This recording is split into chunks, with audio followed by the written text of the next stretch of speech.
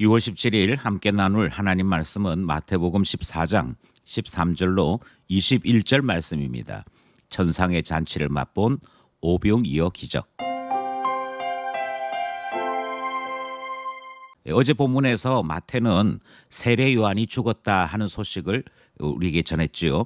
그리고 그의 제자들이 예수님께로 왔고 모든 사실을 전하는 장면까지 우리에게 전달해 주었습니다. 오늘 본문은 바로 그 다음 사건인데 오병이어 사건이라 그렇게 이름을 붙여서 우리가 알고 있는 내용이지요. 이 사건은 새로운 시대에 일어난 첫 번째 사건인 것을 마태가 전하고 있는 것입니다. 새로운 시대에 일어난 첫 번째 사건이 어떤 의미인지 본문을 통해 살펴보겠습니다. 오늘 본문은 하나의 사건인데 하나의 사건을 두 개로 나누어 살펴보도록 하겠습니다. 먼저 13절에서 15절이 첫 번째 문단입니다. 예수께서 들으시고 배를 타고 떠나사 따로 빈들에 가시니 무리가 듣고 여러 고을로부터 걸어서 따라간지라.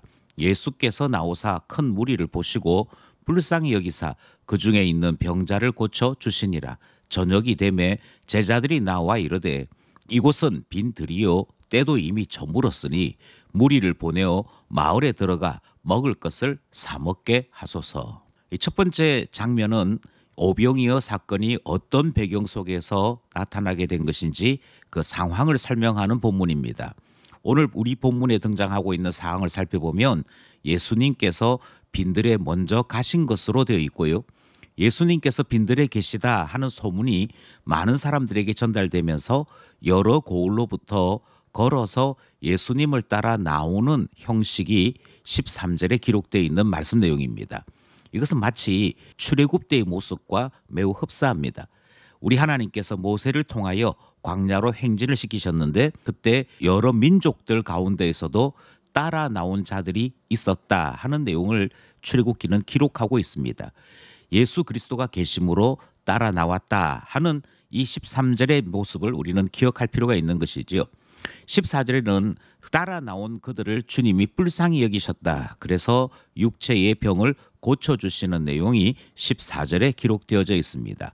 15절 말씀에서는 이 고쳐주시는 것뿐만 아니라 예수 그리스도의 말씀이 기르짐으로 그들이 그곳에서 오랜 시간 함께 머물게 되었음을 소개하고 있는데 제자들이 그때 이곳이 빈들이요 또 때가 이미 저물어서 저녁이 되었으니 이 사람들이 먹을 것을 사 먹을 수 있도록 보내줘야 한다. 그렇게 요청하는 내용이 등장을 합니다.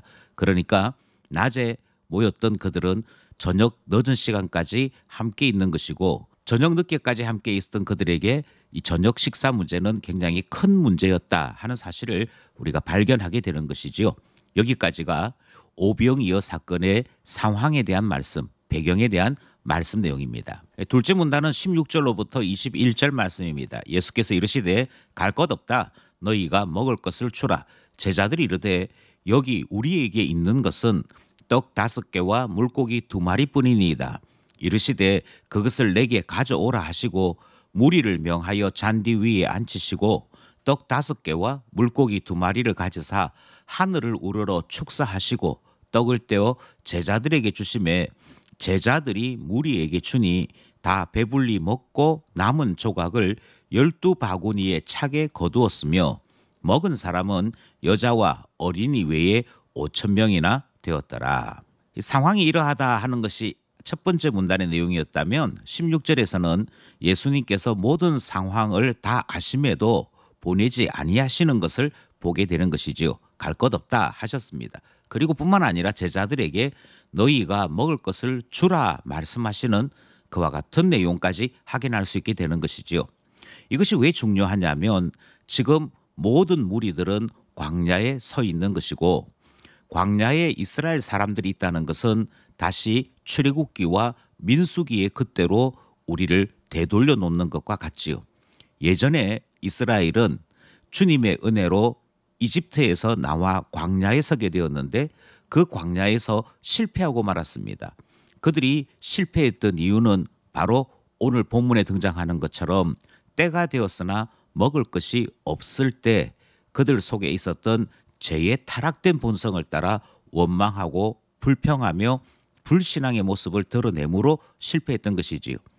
그와 같이 첫 번째 이스라엘은 광야에서 먹는 문제로 실패했습니다. 먹는 문제에 대한 실패는 사실 역사적인 전례가 많지요. 우리 조상 아담도 에덴 동산에서 먹는 것으로 실패했지요. 먹는 것은 언제나 언약의 백성들을 괴롭히는 큰 시험거리였습니다.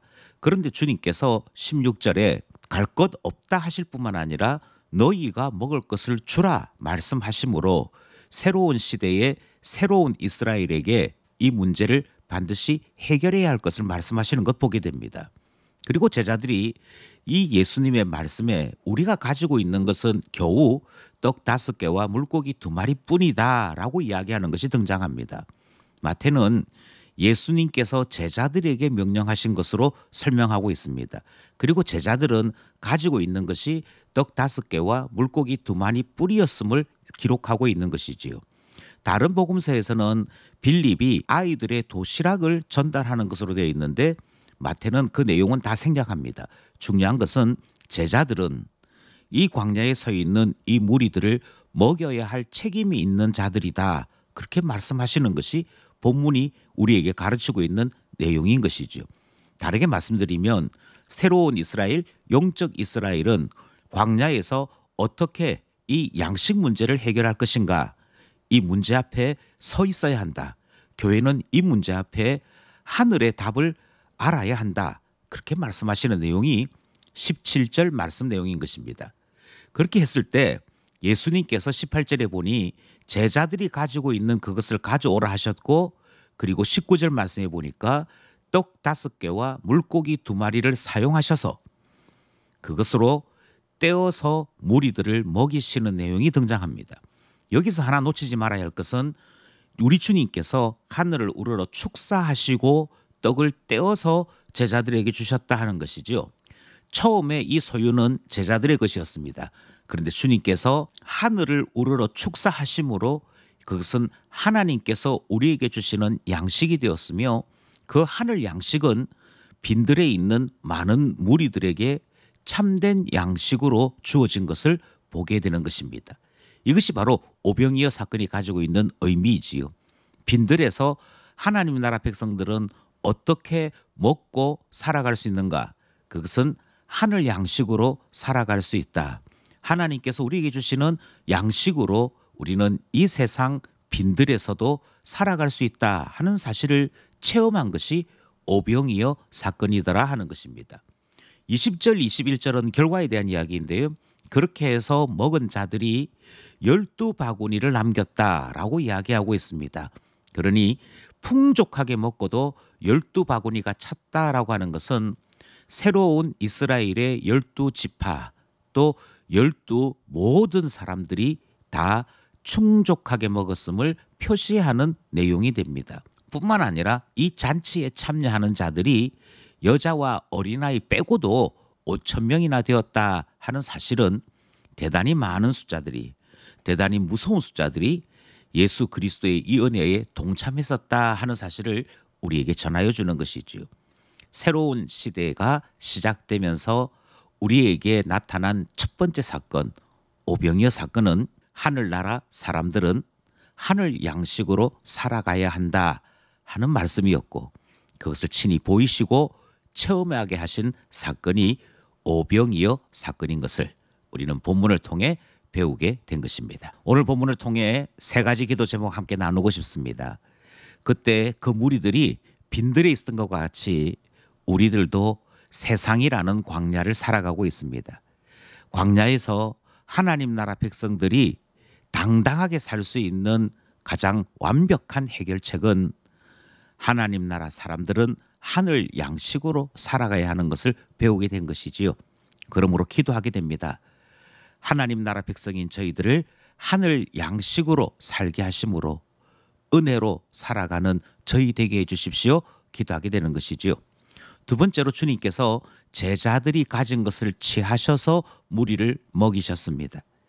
주님은 오늘날에도 우리를 취하셔서 하나님 나라 역사를 드러내는 분이십니다. 그러므로 기도하기를 우리를 사용해 주십시오. 우리를 사용해 주셔서 하나님 나라 역사를 베풀어 주시옵소서 기도하게 되는 것입니다. 마지막으로 떡으로만 살아갈 수 있는 세상 사람들의 생각과 달리 주님은 하늘 양식으로 하나님 백성을 살리시는 오병이어 사건을 보여주셨습니다. 세상 사람들의 생각이 깨트려지는 순간이었지요. 이 놀라운 사건을 우리는 항상 기억하며 살아야겠습니다. 그리고 기도하기를 주 안에 있을 때 참된 풍성함이 있는 것을 언제나 확신하여 세상 이기며 살아갈 수 있도록 저희들에게 믿음 주소서 기도하게 되는 것이지요. 오늘도 믿음으로, 오늘도 말씀으로 하늘 양식으로 살아가는 우리 모두 되기를 간절히 소원합니다.